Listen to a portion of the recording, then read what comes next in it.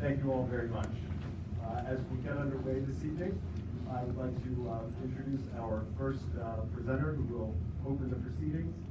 Ms. Meghan Flanz is the Executive Director for the West LA Master Plan. Thank you, Rob. This is Mona. Can you hear me? No. All right, awesome. Click that and I'll come over here. It is truly gratifying to see such a great turnout. It's a testament, I think, to the importance of the work we have ahead of us, restoring this campus as a community, a welcoming community for homeless veterans and other veterans to enjoy and to use as a platform to receive the services that they need in order to thrive and to be as effective and to contribute as much as they can to this community after they finish their service. So thank you all for being here. We've also been very gratified by the extremely large number of comments that we have received in writing. I do want to let everybody know, as Rob said, we have a short presentation. We'd like to provide you with some information. Want to focus as much of our time as possible on hearing from you. There's a lot of people in the room though, and so if we do not get to your comment or your question, please rest assured we will continue to receive comments and questions in writing through the email that was provided in the public hearing notice. We'll keep that process open through the end of the week, so end of next week.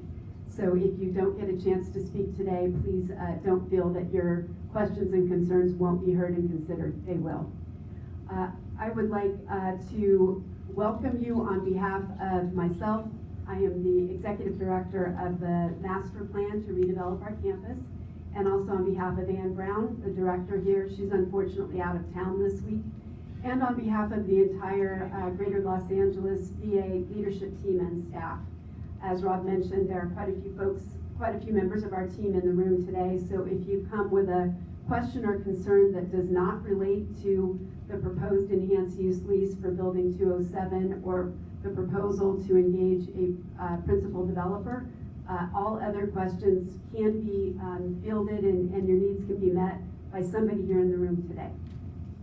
So with that, I wanted to introduce Heidi Marston also to provide a couple of introductory remarks. Heidi?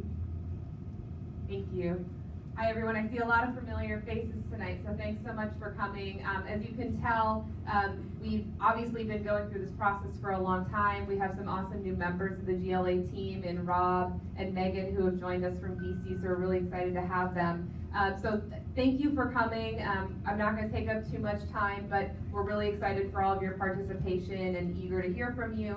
I'm the director of the homeless programs here, so again, my pitch is always to remind us why we're here, and it's to make sure that we are bringing this campus back to life for our veterans, particularly those who are homeless, chronically homeless, vulnerable, to make sure they have a safe place to live.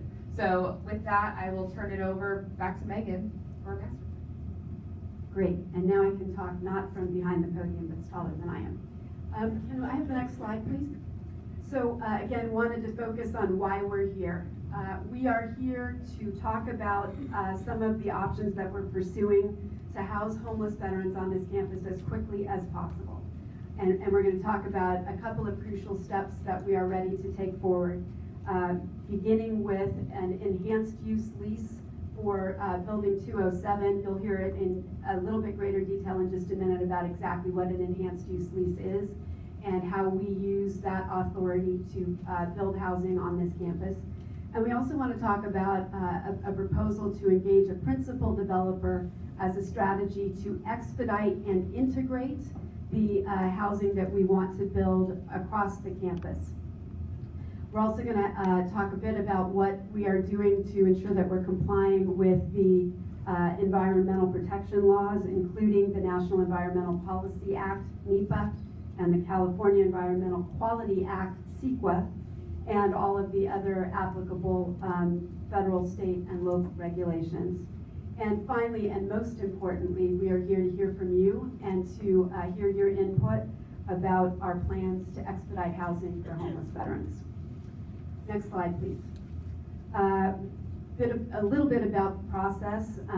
Those of you who've come with comments or questions probably received a form at the back of the room. We have asked you to put a little bit of substance about the nature of your comment or question down.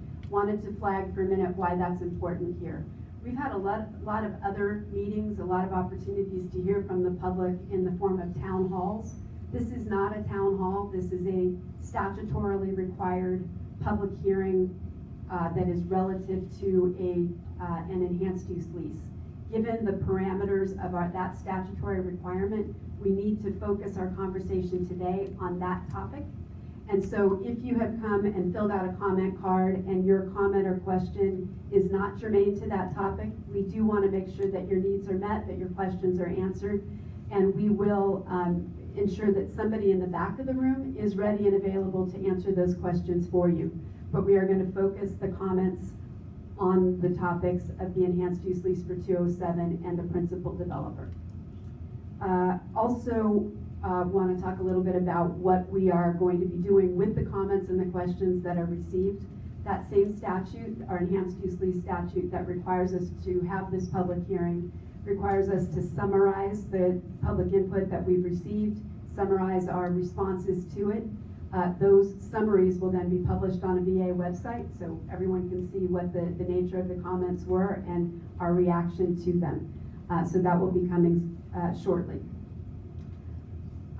Also, we do have some future town halls coming, so if you come to talk about something that isn't our enhanced use lease proposal or our principal developer proposal, please rest assured that we will very soon be having opportunities for a more general conversation as part of our ongoing town hall process.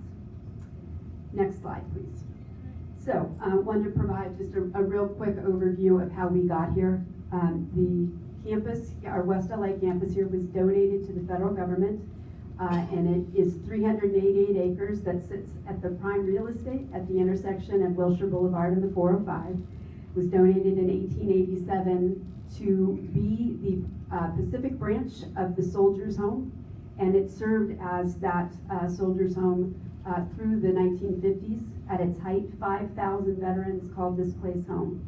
And then we continued to maintain housing here into the 1970s, when the way that funding for VA healthcare facilities changed such that the focus on this campus shifted to the healthcare operations on the South Campus, and the housing on the North Campus began to fall away.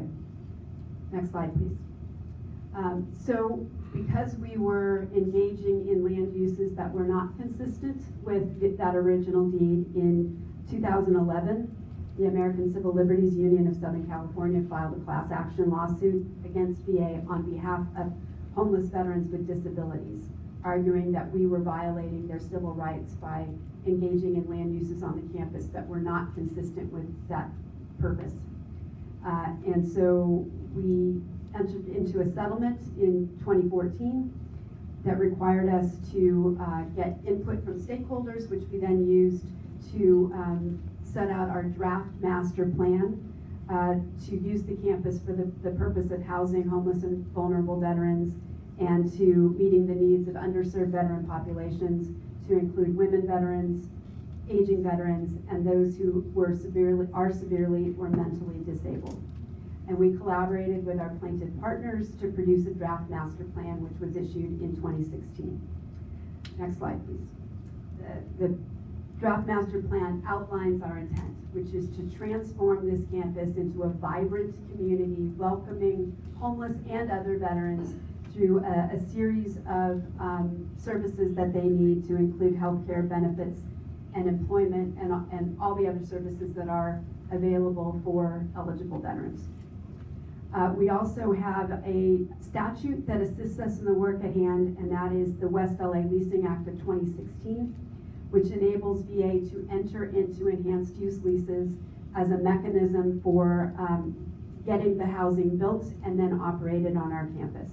VA has no authority of its own to build or operate homeless housing, but the Enhanced Use Lease Authority allows us to partner with others to get that done. What we've committed to in the draft master plan is a minimum of 1,200 units of permanent supportive housing, which will serve homeless veterans and, as I said before, other underserved populations. The West LA Leasing Act also authorizes us to enter into leases to provide other services that are necessary to carry out the vision of a thriving community here, meeting the wide variety of needs of the veterans. Next, please. I think I'm done with my slides. Thank you, Megan. Hi, good evening. My name is Jim Sullivan, and I'm here with our team, our enhanced use lease team, to talk about homeless housing for veterans. We're going to go into a presentation that will discuss what the program is, how it works, and how we can move forward with an additional unit of housing in building 207, and also talk and introduce the concept of utilizing a principal developer to move forward with further development for homeless housing on the campus. Just wanted to say we're really happy to be here. We have actually started this program several years ago, and as of this year, we will have either renovated or put in place in new buildings over 3,200 units across the country to house homeless veterans or homeless veterans that are at risk, or their families or their spouses. So what we're trying to do is apply this concept here. We have had success in different areas of the country in doing it. Clearly, this will be a challenge that we think we are up to meet to do this here. It's a little bit larger than we've done on other projects, but we think we've demonstrated some success in various parts of the country that we can learn from and apply here and move as quickly as we can, obviously complying with all the environmental quality, historic, and other requirements as we go forward. But as Megan said, we're here solely to be able to move, to put in place housing for veterans who are at risk. So with that, I'd like to just go through a few slides. We're mostly here to get your voices heard and your opinions and questions, and try to answer as many of them as we can at the hearing tonight or subsequently. But we'd like to go through, for folks who may not be familiar with what this program is, a little bit of a presentation. So next slide. What is an enhanced use lease? It is a mechanism that we use to provide permanent supportive housing. VA, as Megan said, does not have the authority to build, run, and operate housing for veterans. I know a lot of folks don't believe that, but that is what our reality is here. So within the constraints of the law, we are allowed to outlease buildings and improvements with third parties who can finance, run housing facilities, and that's what we're planning to do here. We put up here too that you may be familiar with Menlo Park. We recently completed a project there for 60 units, which is humming along and folks are pretty happy with.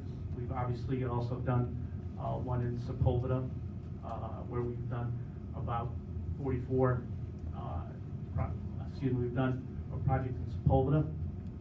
Right now we have about 44 operational housing units across the country, and nationwide over 2,800 units of housing that will be up to about 3,200 by the end of the year.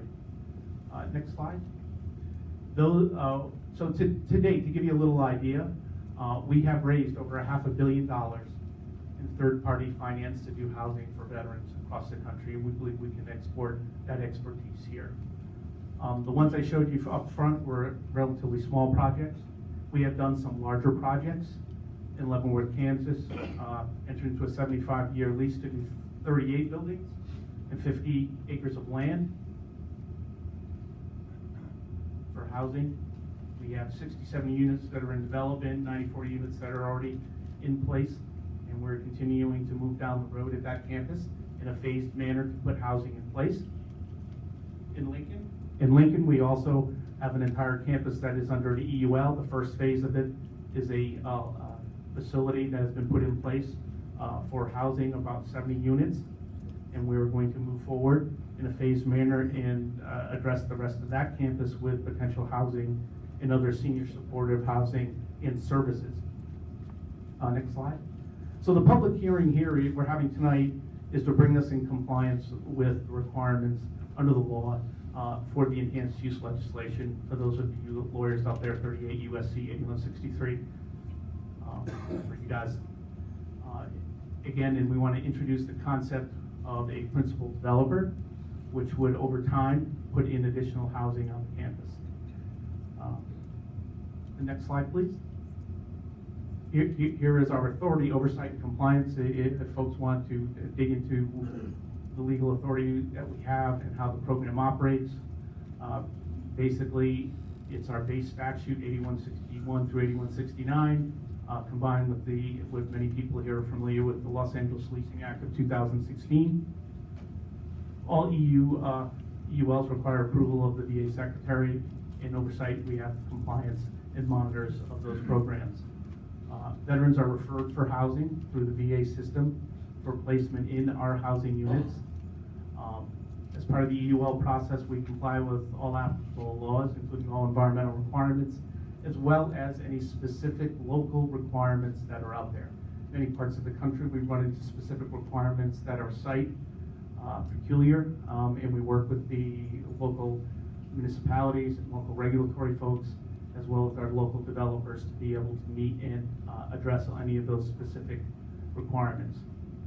One thing I wanted to mention at the bottom here, unlike other sites where we do have the option to potentially sell this investment after it is put in place at some point down the road, on this particular campus we do not have the authority, nor do we intend to even entertain the sale of any assets or land. Just wanted to make sure that that point was hit. Next slide, please. Again, some of you who've been on the campus may be familiar with the first unit that we turned on in terms of under this authority, Building 209 in June 2017 with 54 units. Buildings 205 and 208, we already have in essence awarded those units to go forward with the developer.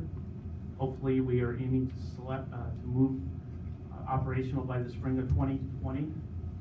MacArthur Field, we have also selected a developer for approximately 150 units, but that will be pending the final outcome of the PEIS process.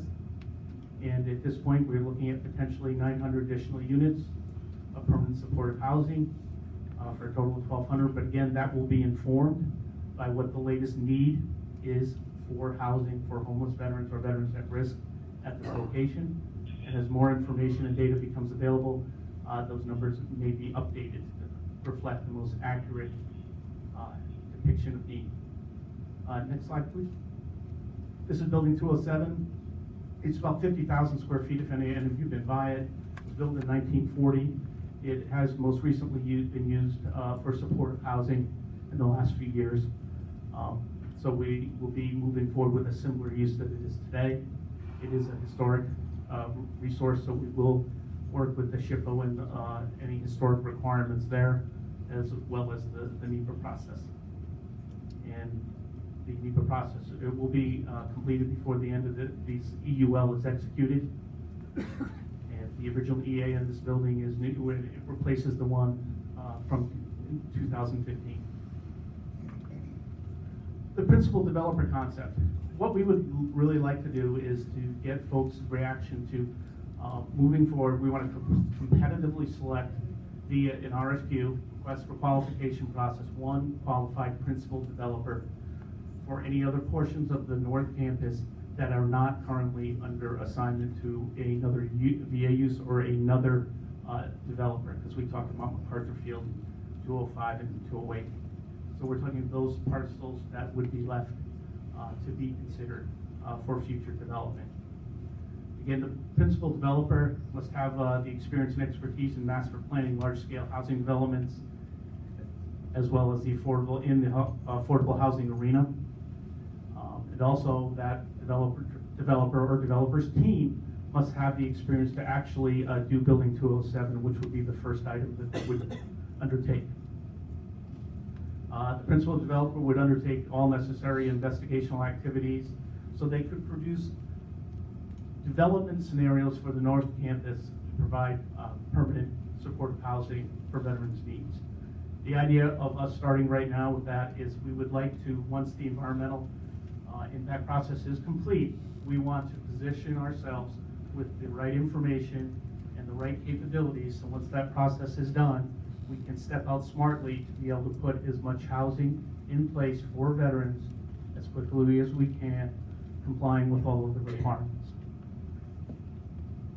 I think we talked Building 207 will be the first one to be developed by this principal developer, And they, as I said, they would have a wide range of expertise to do Building 207, but also to come up with the scenario planning and the due diligence information that we would need to inform a decision that would be made when the final PEIS is complete. So this is kind of the schedule for Building 207. You can see where we are today with the public hearing.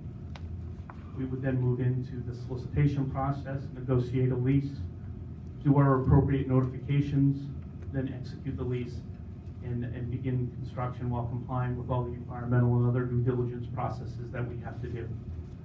And we estimate that would be approximately 50 units of permanent supportive housing. Again, that would be based upon the design, the final design that is determined by the developer, but that's the best guesstimate of what it would be. And again, the principal developer will be required to finance this, to develop it, and what most folks want to make important, that they will find an operator for it. Because it's one thing to get the capital piece, to come in and make the renovation, build the building, but we need to make sure that they also will have qualified, quality operator to run that facility, since VA does not have the authority to do that. So that's one of the key characteristics we need to make sure we address. Next slide here. It's a little bit busy, but we want to try and put it all down so we can kind of get the whole perspective that you see. You know, where we are at the beginning of the public hearing in April. For the principal developer, as I said, would take all the necessary investigation information, come up with scenario options for the North Campus to provide the housing that we need. So you can see we are here in April. We anticipate taking the comments that we get tonight. Some of the written comments we've already gotten from many of you already. So we appreciate having all of those comments, both positive and negative. We learn from that as we move forward together. And look at taking that information and potentially issuing an RFQ for a principal developer in the June-ish timeframe. We have planned to hold industry days and others to address any issues that the development community may have as we go down the procurement process. We expect to move forward and receive RFQ responses middle to late summer, with the goal of trying to select a principal developer early in the fall, September, October.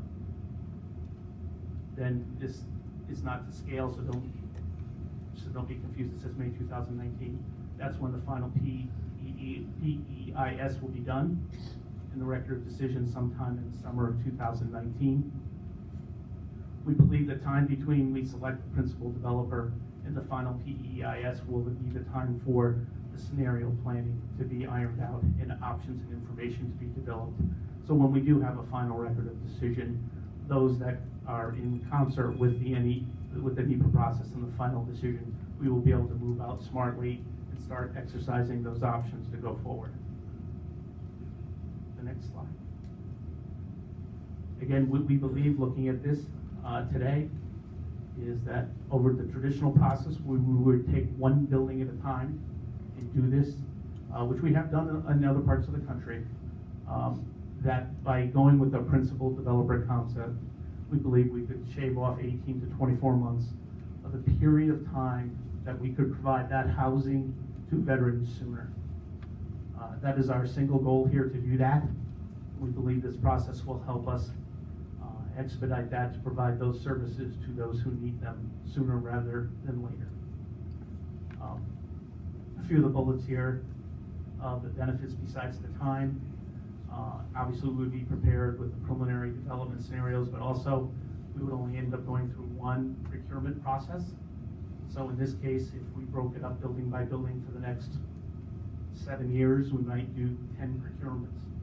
Those of you can imagine if you went through 10 procurements with all of the detailed reviews and all of that process is, it would eat up a lot of time where people would not be able to have housing who are the ones in need and what we're trying to address. Again, and we also believe that model will tap the synergies of the private development market to come forward with the best plan, knowing the market here, knowing the financing climate, and knowing the development climate here in California. The next slide, please. Good evening, my name is Glenn Elliott. Just want to go over the VA's ongoing national environmental policy actions associated with the EU EUL initiative. As you can see, the environmental assessment is ongoing right now for 205 and 208. They have picked a developer for that. Building 207 is part of the principal developer process of tonight that's going to be selected. If you look on the PEIS, PEIR, which is the CEQA and NEPA portion of the larger program, MacArthur Field, which has a developer selected for that already, and then the possible future EULs, that would be what the principal developer is selected for. The principal developer's development and infrastructure recommendations would help inform the PEIS, PEIR in the process.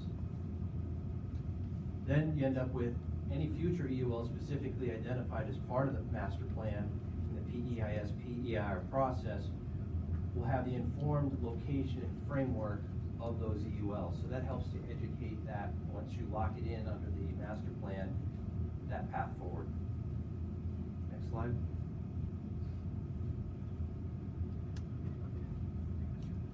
Thanks. This in summary, just to kind of sum up where we are with the EULs on this campus. As we talked about building 209, it was open. Building 205, we've selected and it's under development. We're hoping to be operational by the spring of 2020. MacArthur Field, we've selected a development team, but at this point, we are going to wait until the PEIS, PER is complete before we make any commitments on the particular location and sizing of that investment. Building 207 is what we're here tonight to talk about, to move forward with that at approximately 50 units, as well as introducing the principal developer concept. And that really kind of sums up where we are. Basically, they're focusing on the North Campus. One point we did want to make sure that we're not talking about the South Campus nor the medical mission in that campus. We're here to talk about the housing mission on the North Campus. And I know we had a couple of questions that came in where people wanted to talk about the medical investments on the south side of the campus. That's a perfectly legitimate topic to have, but not the effort and the point of this hearing tonight. Next slide. Future status. Here are some important links. As we go through this process, we can get information. Obviously, I think a lot of people know the master plan website here at the medical center, where a lot of information is posted up there. Additional updates and information will be provided at future town halls. The next one is scheduled for July 2018. There'll be a draft public comment period on 205, 207, and 208 sometime this summer. Then obviously there will also be the larger comment period for the PEIS in the winter 2018-2019. There's some email addresses both for GLA here in DC, in LA, and also our team, the EUL team site, if there's information specific to the EUL. And below you see some additional links as well. There's also, if you want to get a flavor of how we've involved veterans in putting this housing together. I know we don't have time for it tonight, but there are two really good videos, one of them produced by a developer, one of them produced by veterans, that depict their experience in putting one of these communities together. Not quite as large as what we're talking about here, but you will see kind of the folks on the ground, what they think of it, what it means to them as they deal with some of the issues in their lives. And I think that's a really nice ending to it. When you look at that, you can really see some of the positive things that can come out of this. I think that's the last slide, isn't it? And again, we're grateful for everyone to be here. We received lots of comments from folks already. And we also had received support from a lot of the folks we want to thank and recognize on the slide that have supported this effort. And we look forward to your questions, comments, and hopefully we can address them or provide information or reference that you need to address any of the concerns you may have. Rob? Right, thank you, Jim. And I realized as my colleagues were speaking that as we got started, I forgot to introduce myself. My name is Rob Richard. I'm the new Chief of Strategic Planning here at GLA. While I'm new here to the campus, I have been working on this project for quite some time from Washington, but I'm very thrilled to be here. One of the reasons for which is many of the men and women that I went to war with in Baghdad get their healthcare right here in this healthcare system. So getting this right is personal and really important to me, so thank you. So with that, we'll get started with the question and answer period. As a reminder, we've got 3 minutes per individual. I've got the cards here in front of me, and I'm just going to start to go through them. We do have a countdown clock in the back, so I'll keep my eye on that, and if we need to move along so that everyone has a chance to get their comments heard, we'll go from there. Ralph, just before we get started, I think our first comment is from Councilman Bonin, who's here and has a few words he'd like to say. Absolutely. Good evening, everybody. Whoa, good evening. I'll take a step back here. Thank you for holding this hearing tonight. As Heidi said, I'm Mike Bonin. I'm a council member from the city of Los Angeles who represents a lot of the neighborhoods around the VA properties. I am proud to do so. I want to thank the VA for moving forward at long last on its sacred obligation to our veterans. Moving forward on the 3 buildings, I was very glad to get the city of Los Angeles to help fund 2 of those buildings that will be happening, I hope, in short order. And I was really very glad to see the VA start safe parking earlier this week, one of the first safe parking programs in the city of Los Angeles, and I hope it's a first step that launches some giant leaps around the city of Los Angeles. I want to note that not only do I represent the areas around here, but I'm also a member of our Homelessness and Poverty Committee. And I also work very closely with Mayor Garcetti on our homelessness strategy. So I'm here tonight speaking not just for myself, but on behalf of the city and Mayor Garcetti. And I want to, in addition to thank you, urge you to go faster. There is no such thing as too much impatience on this issue. There is no such thing as too much urgency, and there is no such thing as too much action. We must go forward and quickly. And that is why I want to thank you. And that's why I want to urge you most strongly to move forward with the recommendation of selecting a principal developer to do this. I represent some big organizations in my district. We have a public entity, an international airport. They are obligated to build a lot of things for the community. They know how to build airport terminals. That's all. They don't know how to build parks. They don't know how to build commercial stuff. They are going forward, picking a principal developer. It is the only way to go. Government does not know how to build a community, a residential community, a community of care, a holistic community. We need someone who knows how to do that. Piecemealing this will take centuries in government, if the federal government is anything like local government. So I strongly urge you to go forward with the principal developer selection. The city of Los Angeles is with you on this. I will tell you that the neighborhoods I represent, unlike a couple generations ago, or even a generation ago, are with you on this. Every time I go out and I talk to my constituents in Brentwood or West LA, and I talk about this issue, they say, tell the VA to go, to move faster. We understand our obligation. We understand this is veterans' property. We understand this crisis. We support it. We will not stand in the way. We will cheerlead this, and we encourage them to move faster. So I speak on behalf of a lot of the voices of the people I represent, that this is a sacred obligation and a necessity. So let me just close by saying, let's do this fast, let's do this well, and let's do this in a way that is just and honorable to the people who have done so much to sacrifice so much for all of us. Thank you very much.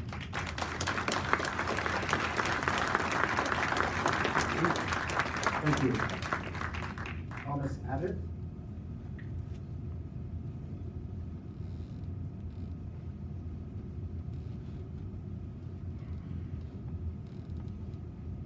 Hi everyone, I'll be very brief. I'm a UCLA student. I live just a half mile west of here, and I want to express my full support for the project. I think it can't go as fast. I would echo the call for urgency. I think there's no better place to have housing for veterans and for homeless veterans where they have the care that they need. The incoming Purple Line, access to job markets, it's a great place for it, and I strongly support it. Sir, Daniel Tenenbaum. sir, can we turn the microphone around so we can see the speaker rather than you few, us multitude can see their face? Sure. Sure, that's a great idea. My name is Daniel Tenenbaum. I'm a resident of Brentwood. I am also a city commissioner for the Housing Authority of the City of Los Angeles. And I want to tell you that I am fully supportive of moving as quickly as possible to get this development happening. The issue of homelessness is the most serious issue our city is facing. We have an opportunity of making a dent on it. And no matter, there's been about 33,000 new homes created for the homeless in the last few years, but it's just not enough. There's just more and more people every month coming onto the street, and the veterans are a huge percentage of the homeless that are out there. If you may be familiar with the redevelopment of Jordan Downs, public housing in Watts, we go forward and guess what we do? We get a master developer. The Housing Authority is not in a position to move quickly or have the expertise to build the quality housing for the poor or for the homeless. But by choosing a master developer, we will put this on fast forward. It's going to happen anyway for my fellow residents in Brentwood. It's just a question of how fast, and the urgency has never been as clear as we walk the streets on San Vicente, on Wilshire Boulevard, on Sunset Boulevard, and see the huge number of people that are laying on the street that were never there before. Thank you. Nick Burns. Nick Burns. And if anyone has a mobility issue, we're happy to walk a bike out to you as well. My name is Nick Burns. When I was growing up, I spent a lot of time with my uncle. He had served in the Navy in the early 70s, and I loved listening to the stories he told me about the ports he visited and the friends that he made. He also told me that I didn't have to serve myself, but he said that no matter where I go, I always had to remember and honor the veterans who sacrificed to keep all of us safe. My wife and I live and own property just down the street on the corner of Ohio and Federal. And while she couldn't be here tonight, we felt that the least we could do for veterans experiencing homelessness would be to strongly support the EUL and the principal developer approach to getting as much housing built as quickly as possible for all of these honorable Americans. I know my uncle would have wanted that for them too. Neil Ultra.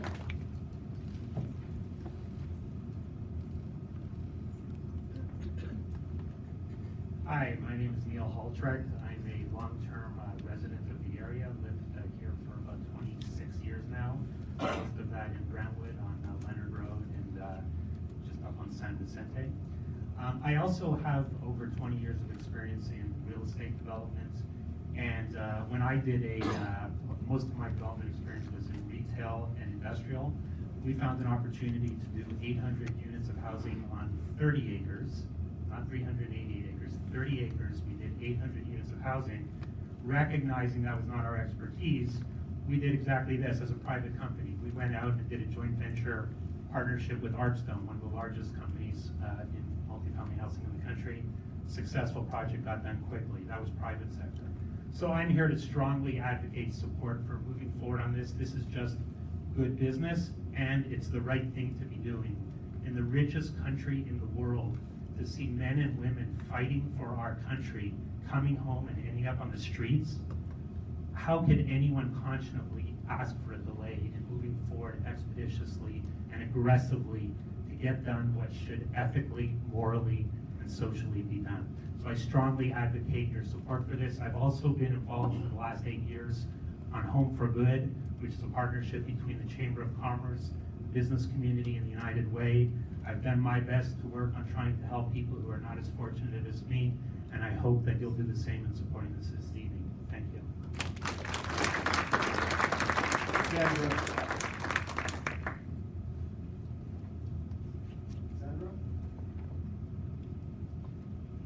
Okay.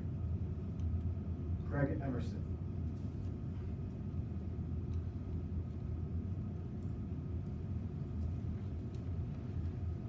Hello, Craig Everson.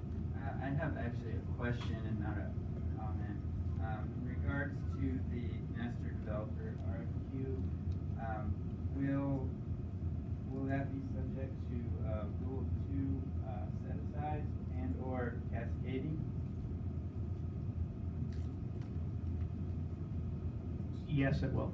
I mean, right now that is the requirement in VA, and we will comply with that. Terry Kahn.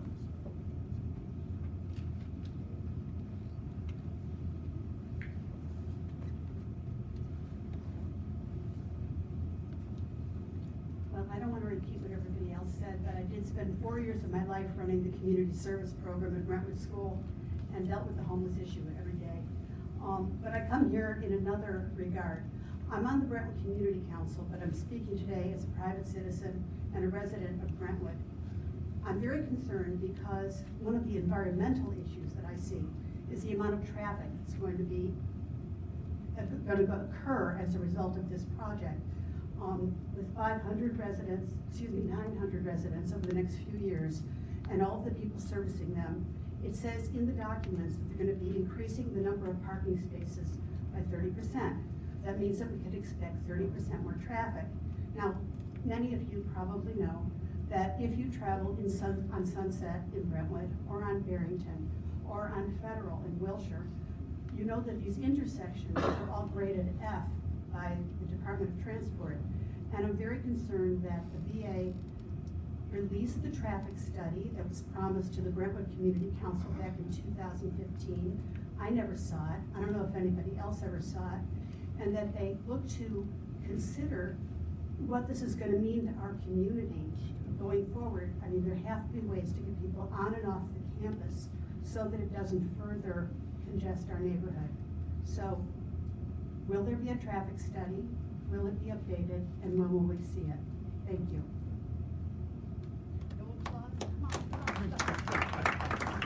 Thank you for your comment, ma'am. There will be a traffic study. It is ongoing now, and when the draft master plan is released, that's when you would see it. EIS, sorry. The draft EIS, that's looking at about, I think we have it in November of this year. Yeah, if we could put up the slide which has the timeline on it, that'll help.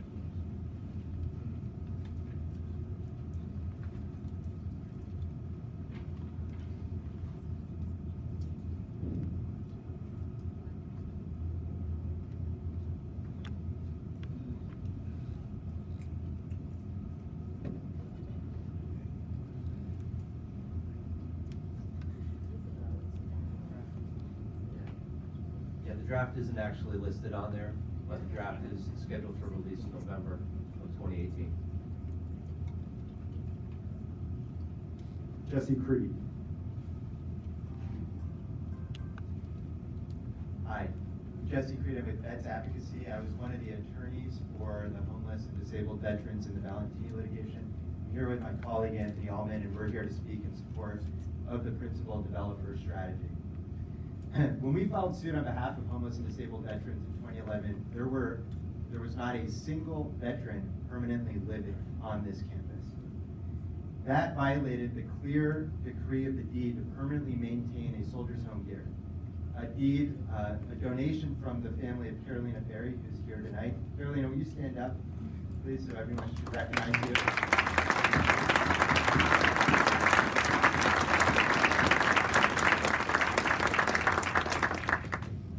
After a class action lawsuit, a federal court judgment, a settlement and partnership between us as the plaintiff partners and the Secretary of the VA, the replacement of the entire local VA leadership, a new master plan, a burst of community outreach and energy, congressional legislation, the termination of illegal leases that had nothing to do with veterans, the creation of a federal oversight board, and multi-million-dollar partnerships with the city and county. We're here today at this public hearing, and there are 54 veterans finally living on this campus. We have a promise from the VA for 1,200 veteran families, at least, to be living here in a very short period of time. We have a homeless veteran crisis in our city. There are 4,828 people out there, homeless veterans who are living out on the street. 1 in 4 unsheltered homeless veterans in the entire nation lives in the streets of LA, 1 in 4.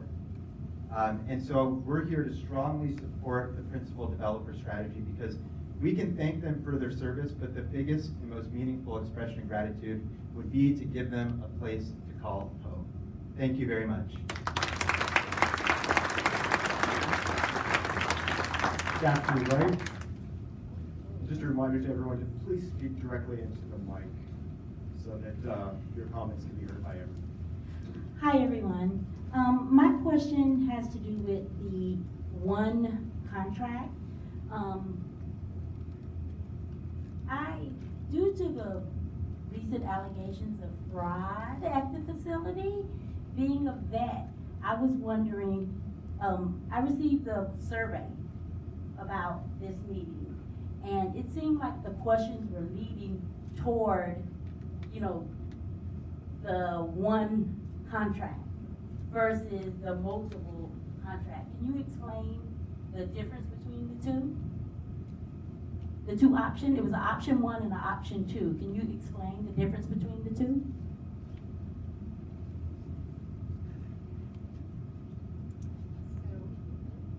The survey in question was not a VA survey, it was a Vets Advocacy survey. So if your question goes to what did the two questions in the survey mean, I think I'd have to defer to Jesse and Anthony. Should we answer? Yeah, please. I think Please speak into the mic. so we put out that survey, under the settlement agreement, we have an obligation to do community outreach. So that was one of our, one form of community outreach we want to do is to get input from the community. So the two approaches, I think Jim actually outlined the two approaches when he said we could do multiple contracts, or you could do a single contract through one procurement process. I don't know, I'm not sure what you're looking for in terms of information from us, but we were asking the people who were taking the survey which approach they would prefer. Right. So it just seems that the question was leading toward giving the contract to one person. It seemed like the question was leading toward giving the contract to one contractor versus multiple contractors for building the options. Is that correct, Jim? It leads to having a principal developer who may have numerous developers under him or her to be able to do that. So, but there needs to be one single one that can make sure all the moving parts move in unison, that they do it in an efficient manner, and that we have a coordinated effort so that we have a community at the end of the day.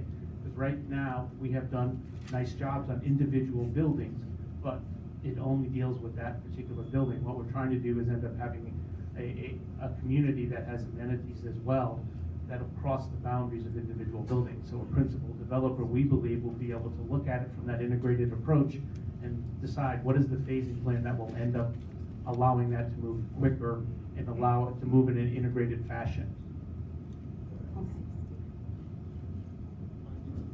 Well, what were the final results of the survey? Was it option 1 or option 2? Defer to Jess. Again, ma'am, that was a Vets Advocacy survey, it's not a VA survey.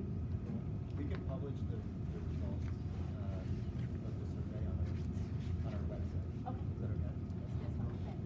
For those of you who were not able to hear that, Jesse said that we published the results of that survey. Terry Orleman.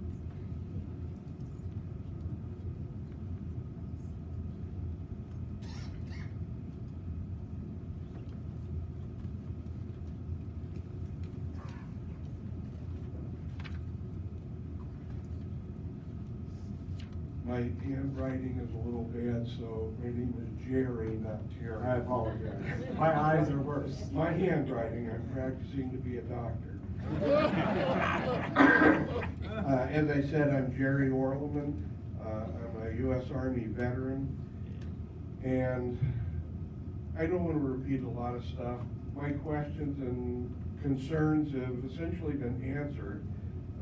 The only thing I would have to add is that I too thank you for what you're doing and your efforts, and I support the principal developer concept. Thank you.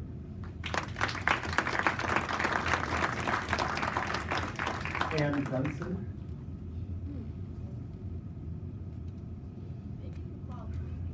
It's Ann Dewson, U.S. Army veteran, and I actually had 2 papers up there, and I just had some concern, and I too spent a lot of time on these grounds as a homeless veteran, probably about 15 years, because underserved population of women. And my concern is for the neighborhood and building these neighborhoods and having families and women in these neighborhoods of what is exactly the plan for making sure that it is a safe neighborhood. And with the traffic flow and kids running around, and I mean, I see it up there now with the Brentwood School, and I mean, they're flying through here. And that whole thing, I just wanted to know, in building this plan, what's the plan for making sure that I can walk out the door and feel safe with my family and my children?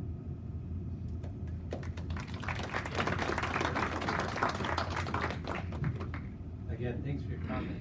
Now on that, that is also part of that traffic study that we talked about, looking at aspects of circulation, pass-through traffic and those type of things. So that would be involved in that traffic report I mentioned earlier.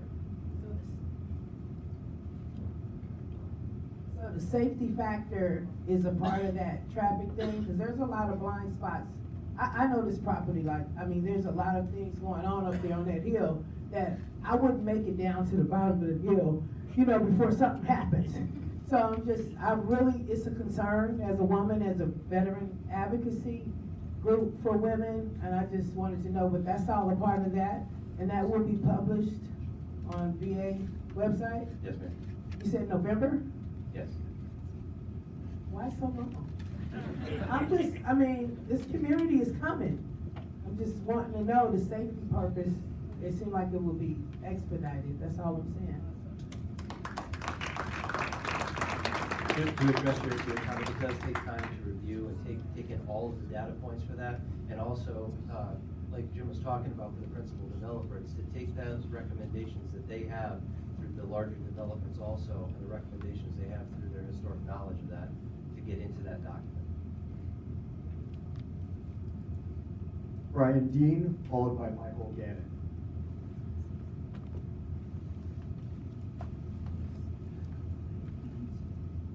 Hello everyone, my name is Brian Dean, and I'm a UCLA student as well. It's an honor to be here. I definitely support the principal idea for building housing for homeless veterans. It's great to be here and see this happening. I didn't serve. My brother was in the service, and he was killed in 2007. And so my impetus to be involved in this community is just knowing that I can live my life to help veterans for the time that I have here.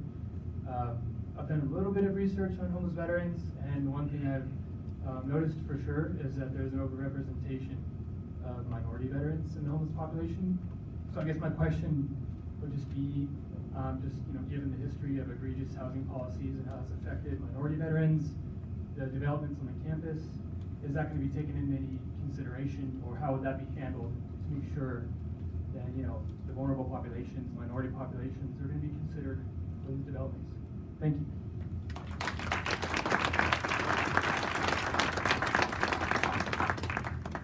So one thing that we take into consideration when we're looking at the populations to be on this campus, the veteran populations, are the folks who, like you said, are underrepresented, the folks who are very vulnerable, and the folks who need the access to the medical care that this campus can provide. We know that a lot of our homeless veterans are chronically homeless, over 50%, meaning they've been on the street for a long time, some 20 plus years. So coming in, the streets have taken a toll on them, and they're sick. So we first want to make sure those folks are taken care of, that they have a place to stay, generally people over 55. But there are other pieces of this master plan that addresses minority populations, including women and children, understanding that's a huge gap in our system right now, and getting housing specifically for our female veterans and their families. So I appreciate your comments, because we look at it a lot, and we share your concerns. We certainly are looking at that. Michael Gannon, followed by Caroline Kelly. Good afternoon, everyone. My question was, with the development, if it's going to be the community, what other plans are there for other community amenities, like grocery stores and fast food and Starbucks and barber shops and, schools? I don't know if there's more. And in closing, I'm going to sneak this one in. If this was like a meeting where I could make a motion, I would move we support it. We have a seconder. Yeah, everybody.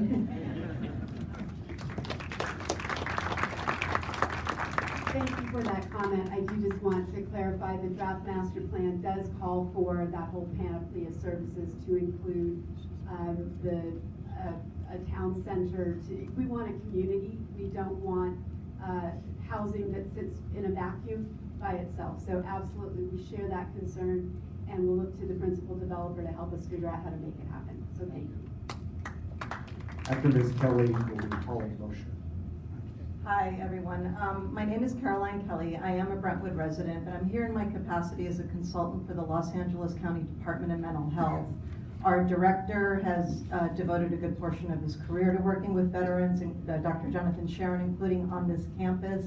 And all the information that I'm going to be providing you today was provided to me by psychiatrists here on this campus. So all of that information is coming from them. It's not completely true that there were no veterans living here on campus. In Building 207, up until September of 2017, just last year, there was a board and care facility that had 54 beds, and there were 47 residents living here on campus, some of them for over a decade. That facility was closed. There was also a transitional housing facility for veterans, many of whom had been homeless on the streets, had then been put into the hospital for months, and then moved into the transitional facility. Those 40 beds were also closed, as well as in Building 212, which we're not talking about tonight, but transitional housing for women, for seniors, for those with substance abuse. So a total of about 275 beds were here on this campus, and all were closed. Of those veterans who were in the building that we're talking about tonight, 207, only 2 were well enough to be moved into an independent apartment. And they are now flung across LA County, and it's taking them anywhere from an hour and a half or so, if not more, by bus to come on campus for the services that they need. All right, and the doctors here have followed the progress of those veterans. Of those 47, 10 of them have had what are identified as poor outcomes already, which means they've had minimum 1 hospitalization and or have severely decomposed in a 6-month period. So I commend you for putting together a master plan. I commend you for wanting to build housing for veterans, and yet nowhere, including in Building 207, do we see a replacement of the kind of housing that is necessary for those veterans with severe mental illness and who desperately need to be close to the hospital and to their doctors. I mean, it's great that there are going to be, able-bodied veterans and those with a little bit, more ability to be on this campus, but those severely mentally ill are never going to show up to a meeting to speak for themselves. All right, and I submitted papers that were prepared by these doctors. Thank God this facility actually has doctors who care so much about their patients, and they are frantic about the fact that their patients now are all over the place. And one of the real ironies is that if you spend enough time in a hospital, even if you came from the streets, you're no longer identified as having been homeless. But the truth is that you are more at risk than anyone else. So please, please, please, I don't understand why there were 94 beds that were available for the most severely mentally ill in Building 207. They're not being replaced, and I don't understand that. And there were another 275 beds that in this report, there's no reflection that they are going to be replaced. So please make accommodation for those veterans who most need to be close to the hospital before anyone else. Thank you.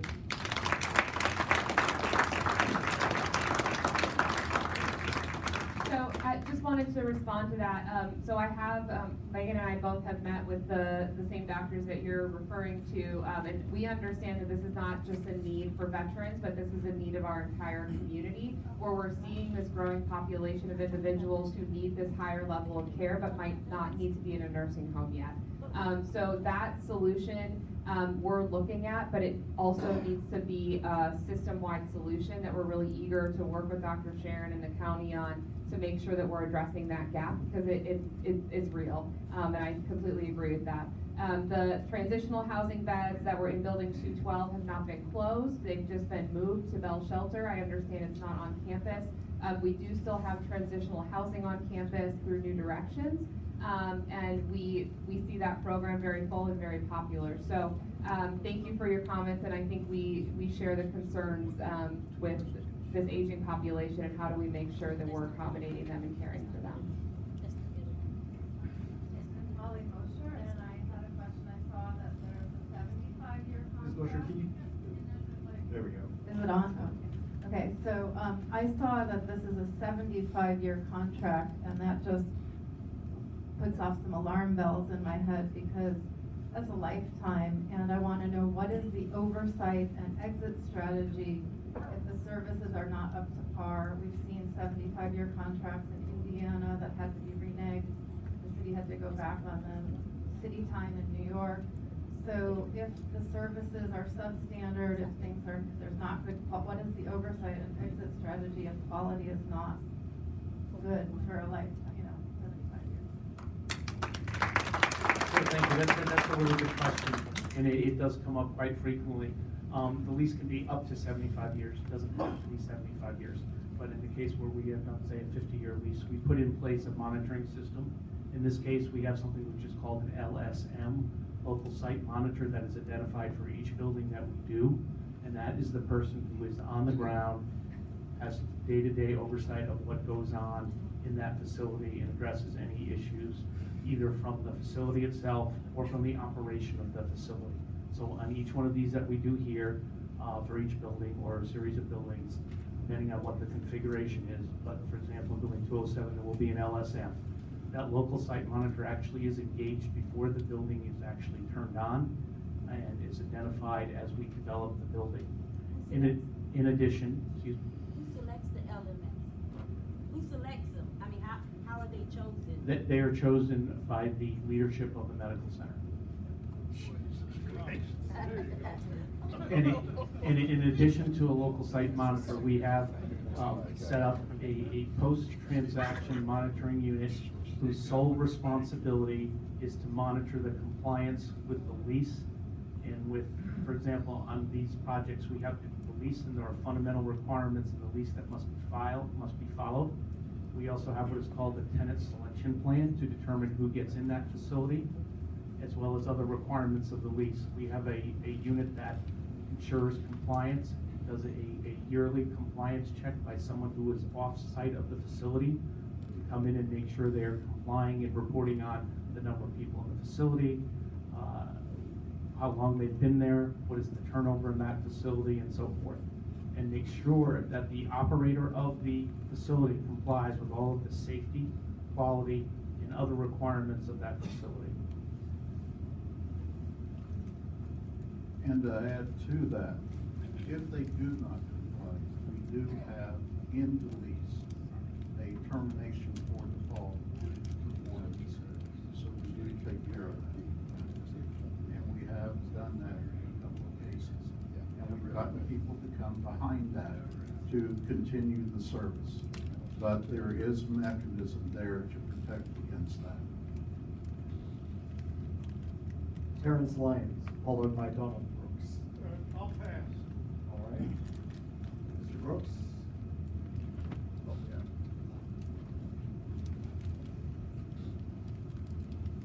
My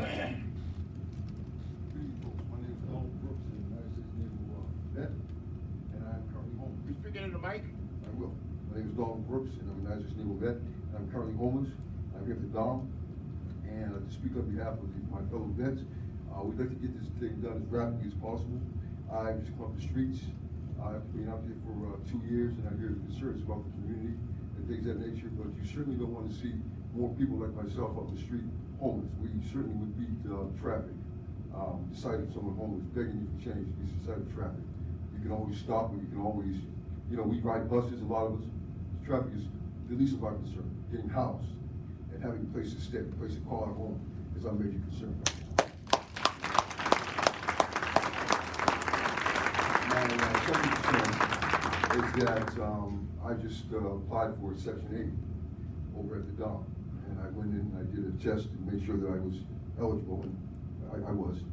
And it's going to take until September for me to get to see someone to actually get the Section 8, and then it takes 3 more months. And you can only stay here at the Dom for 3 months.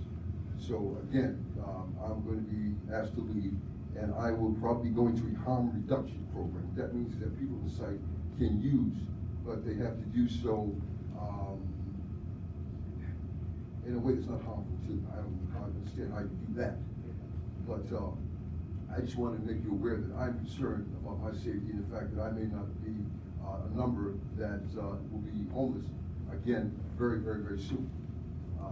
So there's a lot of facets to this homeless that we're not even addressing here. You know, where do we put vets before we give them permanent housing? You know, I'll probably be homeless for another 6 months, and I just to go through the process of red tape and the politics that goes on with being homeless. Thank you for your attention.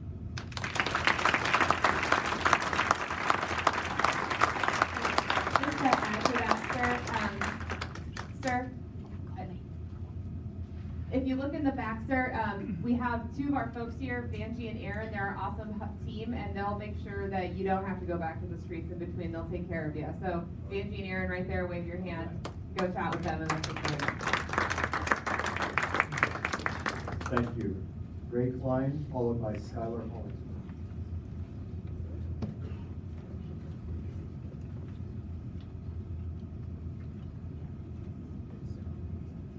My name is Ray Klein. I represent Brentwood Homeowners Association.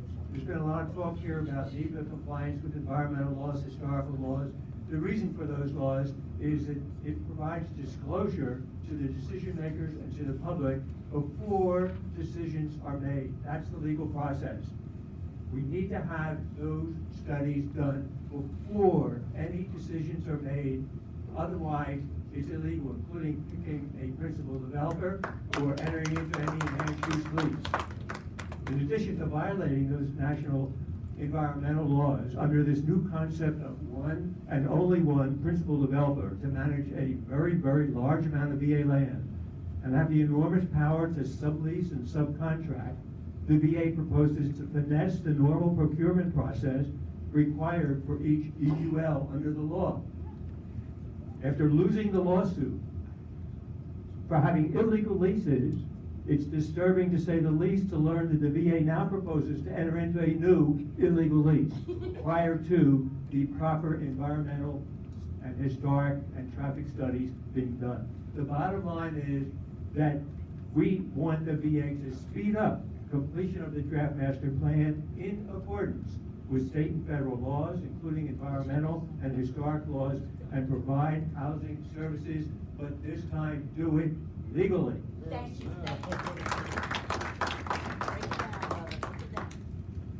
Thank you.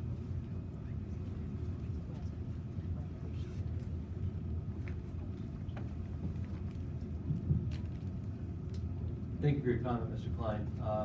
We're actually utilizing the principal developer to help inform the NEPA process associated with the BEIS, BEIR, which is allowed by law.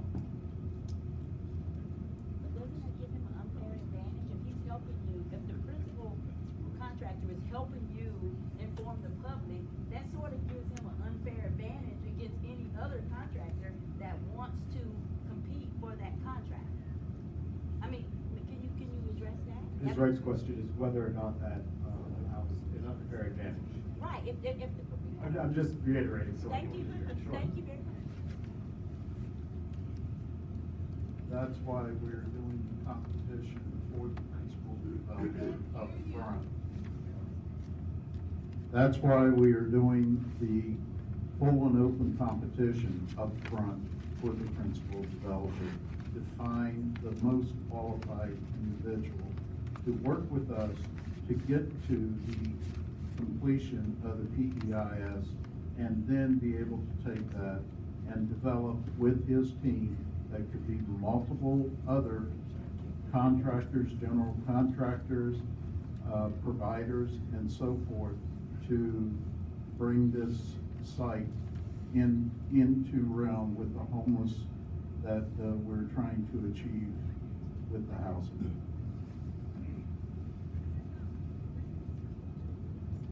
Mr. Hollingsworth? Thank you. Well, this is quite an audience. Glad to be here on behalf of the healthcare industry. I've been in healthcare for 33 years, 18 with a very large public company, $3 billion in revenues, Beverly Enterprises. They went private not too long ago, known as Golden Living. I don't know whether you're familiar with any of these names, but Beverly was the largest, 1,200 skilled facilities all over the United States. I currently work for Avalon Healthcare Group in Salt Lake City. We operate 56 facilities, 50 are skilled. We've recently gotten into the assisted and memory care business. We operate behavioral facilities in Utah and in the state of Washington, and we actually have a CON to build a behavioral facility in Oahu, which we plan to do. It's in Kaneohe. So we're qualified both as a developer and as an operator. It's very simple to check our creds with Beverly Enterprises and Avalon. We can raise the capital, we can operate the facilities, so it's really a question of, whether we would do both or maybe just team up with a developer. Because we can do both, and we'd be happy to do either or. I can just tell you that this whole process is taking way too long. There's absolutely no reason that, the master plan was issued 2 years ago. And here we are at a public hearing talking about another, I don't know when building 207, will be under, renovation. I don't know what the budget is. So I do have some questions. What is the budget? Who has put it together? Did Johnson Fain put it together in the master plan? Where is that whole process? How many, there's 50,000 square feet from what I gather, in building 207. How many homeless? We're talking about 50 units, is that 50 beds? Or is it more than 50 beds? All right, thanks for that. The way our program works is if we decide to go ahead with building 207 after this hearing, the input we take into account from everyone here today, we will issue a solicitation. In that solicitation, we will identify the asset, and we will ask for the development communities to come in with proposals to provide permanent supportive housing on that particular building. For how many people? It will be up to the developer. We have an idea based on our previous work we've done as a number of units. That's how we came up with an estimate that we posted up there. But it really will be the developer who will come in with their view, their design of what types of units that they will put in there and how many they feel they can fit within the footprint of that building. A little bit more on my background and Avalon's background. We manage 500 beds for the VA in the state of Utah. We are the only operator. 4 facilities. We also manage a facility in Hilo, Hawaii for another 100 beds. So that's about 600 beds. And into this process, we'd really like you to come in and participate in this. Don't worry. All right, we look forward to it because we'd like someone I'm who has just trying to understand that experience. why the process is so slow. And I understand the government, okay? Medicaid, Medicare, but I don't get it. Because the private sector can move very quickly. And obviously this is a private-public partnership. that should move faster than is out there? Sure. You know, we have had our folks look at it and private sector people look at it in terms of our compliance with statutory requirements that we have to meet. And we believe we are trying to move as fast as we can. So what we are hoping to do with the principal developer is to have phases that would otherwise happen sequentially work concurrently. We are in the midst of our programmatic environmental impact study and report. That's a chunk of time. What we don't want to do is take a knee on all the other stuff while that plays out.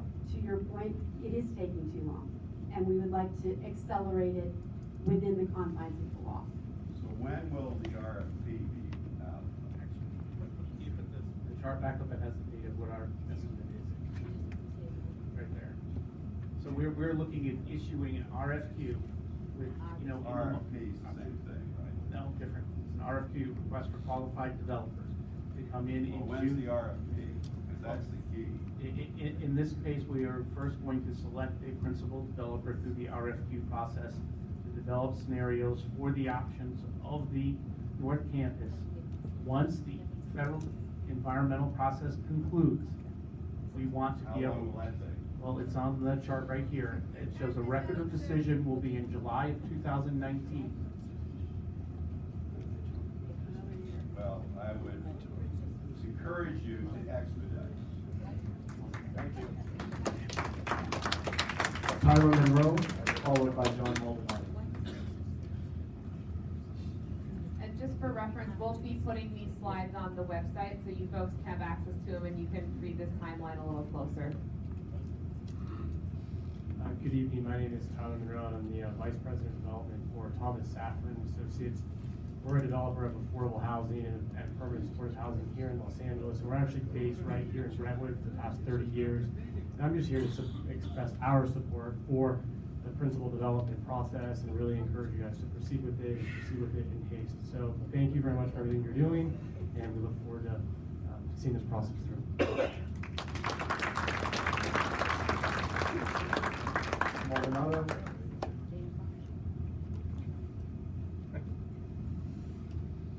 Good evening, everyone. First off, I want to say thank you as well for going forward with the principal developer. I really appreciate the fact we're trying to streamline the process. I'm a United States Navy veteran, and I work with UCLA's Veteran Resource Center. My question to you, I'm super appreciative that we're going to have this permanent supportive housing for our homeless veterans. But my question to you is, what are we going to do to support our veterans who have small business a part of this process? Or is there going to be an incentive or a requirement on the principal developer to utilize veteran-owned business? A couple of questions I think buried in there. So the draft master plan calls for an enterprise district and for business opportunities as well on the campus in addition to the permanent supportive housing. Do you all want to speak to the question of veterans participating in the development? As we go out, we will comply with what is better known to our folks as Kingdom Ware, where we will look for service-disabled veteran-owned businesses to participate either in the bigger picture or as potentially as a subcontractor, sublessee, or sub-developer. We have also had cases, and I pointed out to earlier in these videos. Take a look at one of the ones we had in New Jersey, where the actual developer went out and made great efforts to bring veterans in the actual development of the campus, to train them in the trades and to make them part of the workforce that actually develops the campus. We've had great luck with that in some of our developments, where the developer we choose really works with the locals in terms of determining what kind of jobs that can be filled, what type of skills can come out of it. And when we talk about a community, that's where some of these places, where some of those people actually stay on and get jobs at the medical center and get jobs with the developer, because they have been trained in going forward in the trades. We've seen that happen at a couple of places, and it really does create a lot of pride in the development as it goes forward. These folks are here, and a lot of the developers employ veterans as part of their effort on this. Howard Hernandez, followed by Dave Coleman. Mr. Coleman. Who?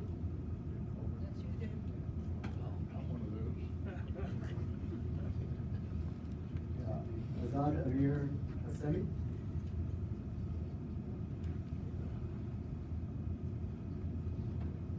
Pardon my fat gang. First of all, obviously I'm older than you guys, a lot older. I'm 86 years old. Not no fault, you might not like me when I'm finished. The reason I say that is because my experiences are different. A lot of experiences are different. I've been there, I've done that, I got the t-shirt. If the presentation I just heard was a car salesman, I'd leave the car lot and go to another car lot. If that sales pitch I got was a car salesman, I'd leave and go someplace else. The Veterans Administration is notorious for ineffectiveness. $11 million was embezzled from the VA. The graft and corruption that exists here for the last 5 directors either left in handcuffs or because they were forced out because of financial difficulties that existed when they left.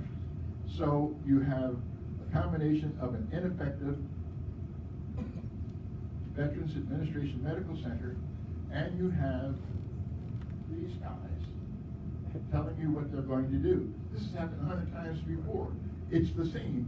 I got a tremendous feeling when I was sitting here listening that 150 years ago, this must have been exactly what the Indians experienced when the white guy came with the treaties, over and over and over. The same thing, the plans, what we're going to do.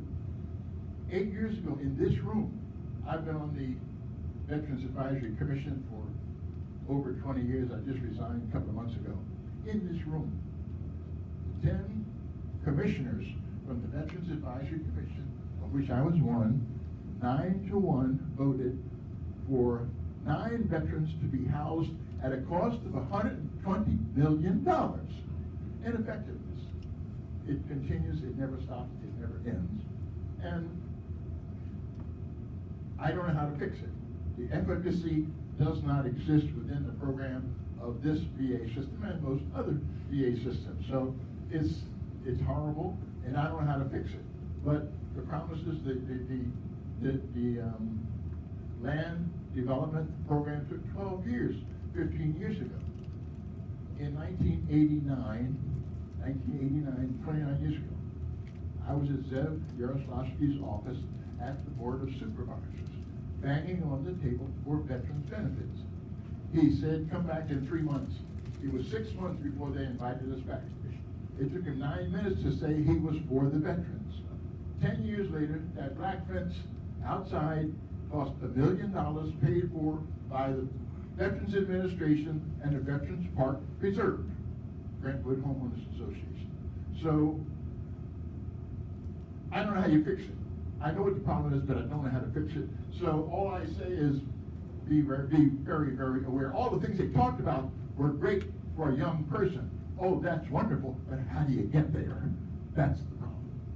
The Los Angeles Times has never printed anything about this hospital and the negativity, with the exception of one comment I made a couple of years ago when I said the Brentwood community doesn't want to see one-eyed, one-legged, crippled veterans in their area to bring their property values down. That's the only time the LA Times printed anything about the VA. And so, but that's normal.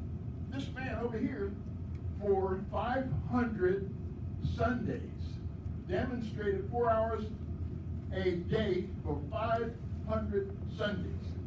Times has never printed a word. So, listen, I could go on, but I'm going to stop. I don't want to bore you, but just beware. Just beware. The things that they're presenting here is, hey, you know, you need something else besides their word. Bottom line. Thank you.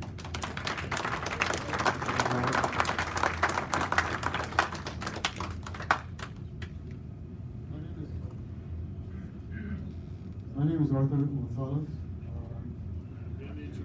I worked 25 years with the Veterans Administration, Veterans Benefit Counselor. Honored to be discharged from the Army, 1 year in Vietnam. I've been in the post program, post-traumatic stress disorder program, here in West LA since 2001. And I tell you that that program, whenever you hear a veteran say, the program saved my life, that's true. I would not be here standing here today if it wasn't for Marston and all those other people that are dedicated to serving veterans with PTSD. Now, I don't know if all of you know, but the building that they're going to use to build housing for homeless veterans, they're going to do away with, they're going to shove aside the PTSD program. Now, a lot of the homeless veterans, a lot of the veterans that are out on the street, homeless, a lot of them have psychological problems. And a lot of them have post-traumatic stress disorder. Not only Vietnam, but veterans from the Iraq War and all the other wars after Vietnam. So you need to tell us what you're going to do about displacing the program, the PTSD program, to build homes for homeless veterans who need the PTSD services that you're going to do away with to build these homes. So, yes, this property was given to veterans, right? So let's do the right thing and serve veterans, not only homeless veterans, but veterans with PTSD. You know, I've been in the program since 2001, and I worked for the VA for 25 years. I dedicated 25 years of my life to serve veterans and their families, you know. And then in 2001, when I retired, it was time for me to get treatment for PTSD, and that's what I've been doing. So you need to tell us what you're going to do to make sure that the PTSD program continues and thrives and is not shoved aside so that you can make your millions of dollars and under the guise of building homes for homeless veterans. Sir, thank you very much for the comment, for your service, and for your time at VA. This is a concern that's been raised before, and it resonates. Absolutely, we are not doing away with the PTSD program. It is ultimately going to be relocated, not immediately. We've got some folks in the back of the room who have... Excuse me, ma'am, but that's not good enough. Ultimately, it's not good enough. We need to know, like the other gentleman said, you know, we need to have those studies done ASAP, and we need to hear from you what the plan is for the PTSD program. Not in the future, maybe later on, you know, we need to know now. This is what these hearings are for, so that you can tell us, the veterans, the public, the people that are going to use these services, you know, you need to tell us right now. Also, one more thing, you mentioned, I don't know too much about this, but you said third-party money. Where is this money coming from? Who are these third-party people? And who is going to manage this money? Who is going to make sure that we don't have graft and waste and corruption, you know, with this money? So there's going to be millions and millions of dollars. Who's going to be watching the box? Thank you, sir. So let me speak first to the question about the PTSD program. Our chief of staff, who's in the back of the room here, has committed, thank you, Scotty, has committed to meet with the clinicians and the veterans in that program on the 12th of May? May 8th? 6 p.m. in Building 401. At 6 p.m. in Building 401 to address these specific concerns in conjunction with your clinicians. So we hear you loud and clear, and we will be meeting with you to address the concerns. Would Jim or Ed, would either of you like to speak to the question of funding for the EULs? I think we need to clarify, I want to make there's a misconception here that this money that will be raised by the private sector to run this housing on these facilities and to make the improvements is private money. This will not be money that comes from DA. It will not be federal dollars that come in to run this. And they will have a contract or a lease that they will be responsible for operating that facility, and we have put performance indicators and performance requirements in those documents. We will have independent monitoring to make sure that those services are provided. The person on the ground, I think we mentioned earlier, each facility will have a local site monitor and an independent review that is done of that facility on an annual basis.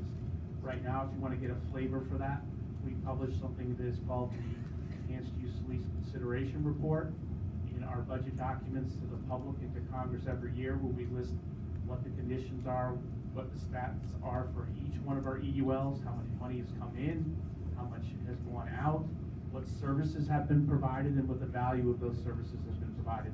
We would do the same here. And we're open if there are other suggestions as we go through this process for people to make sure that there is comfort with the way this is being worked, that the community understands it, and if there are suggestions, we're happy to take them. Mr. Alfred Ariani, please forgive me if I mispronounced your name, and Jesse Flores. So, I wanted to express support for the expedited principal developer program, but it sounds like people really do want transparency throughout the process, so that does sound good. Finally, I had a question about the band of housing units available. If the next housing homelessness survey comes out and that the veteran homelessness population is not up 10%, 15%, would that factor into the number of units that are going to be provided on the site? And finally, regarding traffic, we're going to have $1 billion, purple line come straight here. So, I mean, it's going to probably relieve a ton of your worries about traffic. But, So to answer your question specifically, so the number of units in the, so all of our estimates about the number of units that will be on the campus are informed by our point in time count, as well as, so it's not just about the number of people living on the street right now. What we also need to look at is how many people are falling into homelessness for the first time, second time, third time. And it's looking at those two measures and then projecting an analysis based on that. So with rising rental costs, with a tightening housing market, we need to make sure that we're actually accounting for those folks who aren't homeless yet, but potentially could be in a few years. So yeah, all of those things are taken into consideration because we want to make sure that the campus here is meeting the need of the veteran population and that we have the capacity to do that. Again, good evening. Thank you, VA, for allowing us to be here. Democracy and success. I just want to thank you for giving us this opportunity to share our thoughts about what's going on in the West Campus over here. In 2011, as the attorney said, they went to fight to try to get back what was due to our veterans. 2014 was a settlement, and they won. And now we finally got almost 80% of those people that were leasing for $1 or $2, I don't know exactly, but they did that for years. No one has been held accountable for who allowed that to happen. Today, we have an important meeting. There is no literature, not one piece of paper here for us to take home so that we can dwell on this. I see people taking pictures of these little slides, and I think it's important because it's very important for us to have. Okay, on the focus of the screen, I can see it now. They gave me glasses, good glasses, VA did. Okay, I just want to share something with you in reference to the private government. They allocated $4 billion to private medical, and that was the government that allocated with TRICARE or Choice. I don't know where these $4 billion went, but at the beginning of 2014, after the Arizona issue, they, for some reason, wanted to bend over backwards for our veterans to get the help that they needed. And all of a sudden, a year later, they created 5 pieces of papers to prolong our brothers' claims for evaluations. And I just want to say that we need transparency. As a Val resident, it took us 4 years to see justice in him ripping off our town of millions of dollars, and we entrusted them to be a part of our leadership. And we want to make sure, as you just mentioned, it was private industry, $500 million. There must be something in it for the private people, because I don't hear anything in the government supporting our veterans, and they're the ones who defended this country. They're the ones who need to be acknowledged, and for some unknown reason, they just strike us out like we're nobodies. But I'm going to share my thoughts, like it or not. I hope that these private people we will hold them accountable, and of course there might be something in it for them. I don't know. But my concern right now is the housing and the units. HUD-VASH started with 30%, and now that they're going to build these new facilities, is it going to go higher to 40%? Is it going to go higher to 50%? These are the concerns that I am concerned about. And I want to thank our veterans for being here, and I don't want to forget that. But most of all, I just want to say this. Who's going to oversee the cost of each building? We're looking at $500 million through private medical. What is the actual amount? You had consultants doing all this work on the ground. We have no idea what the cost was on that. I'm not a computer guy, so I'm not going to say I can just go over there and look at it just like that. So I will say this: thank you for coming. We all need to hold all people accountable.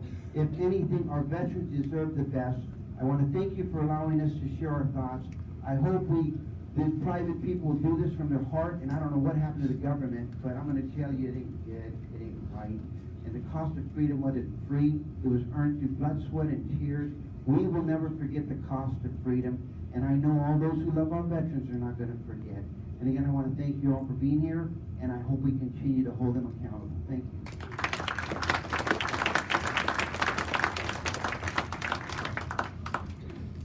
Hi, my name is Jesse. I'm also a UCLA student, and I work for veterans at the UCLA Veterinary Service Center. Just wanted to express my appreciation for all the attention that this is deserving, and it really does deserve. Could you speak in the mic? Yeah.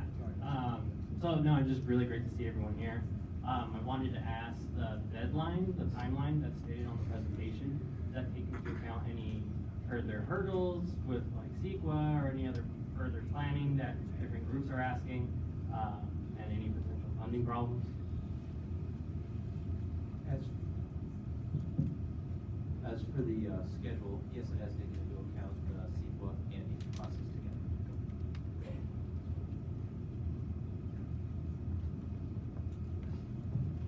Thank you, and thank you everybody for coming this evening. That concludes the question and answer portion of tonight's proceedings.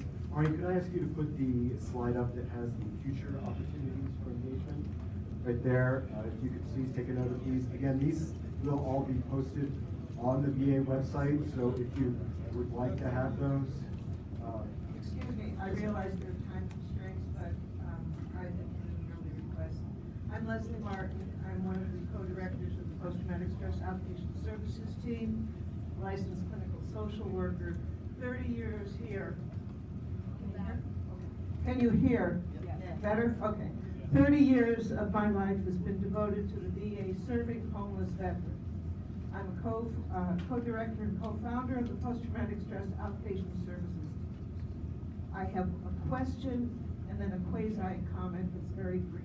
The question: if building 256, which currently houses our program for 1,200 veterans on an outpatient basis, is eventually slated for housing, is there an anticipated date? That's one question. Did you hear the question? Is there an anticipated date for actually refurbishing building 256? So that's something we would look to the principal developer to help us figure out. Okay.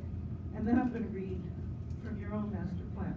According to the master plan, page B12, paragraph 2, care coordination, in zone 2, which I gather is where the housing will be, it says that in zone 2, other resources should include, quote, specialized services that focus on trauma, mental health, TBI, and a full array of addiction services, close quote. Therefore, the other part of my question is, what is the rationale, and I'm glad Dr. Hardcroft are here because we'll discuss it more on the 8th. Therefore, what is the rationale for relocating the post program, which is currently, for the past 20 years, has addressed these issues away from Zone 2, urgently, at this time, as mandated by the Chief of Mental Health and Psychiatry, Dr. Barry Buzet, and only have to reinstate the same services at a later date. If there's a rationale,